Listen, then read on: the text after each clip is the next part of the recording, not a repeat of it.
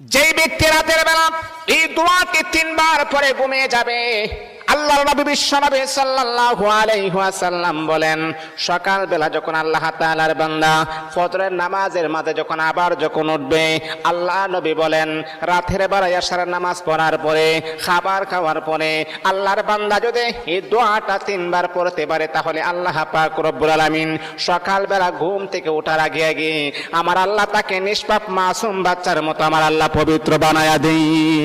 দোয়াটা সবাই আমরা জানি, আমরা সবাই কিন্তু দোয়াটা জানি, কিন্তু আমরা আমলটা করি না। দোয়াটা হলো আস্তাগফিরুল্লাহাল্লাযী লা ইলাহা ইল্লা হুয়াল হাইয়ুল কাইয়্যুম ওয়া আতুবু ইলাইহি লা হাওলা ওয়ালা কুওয়াতা ইল্লা বিল্লাহিল আলিয়্যিল আযীম। 3 বার যদি আপনি পড়তে পারি, ইনশাআল্লাহ আল্লাহ পাক রব্বুল আলামিন আমার আপনার জীবনের সমস্ত গুনাহগুলোকে আমার আল্লাহ ক্ষমা করে দিবে।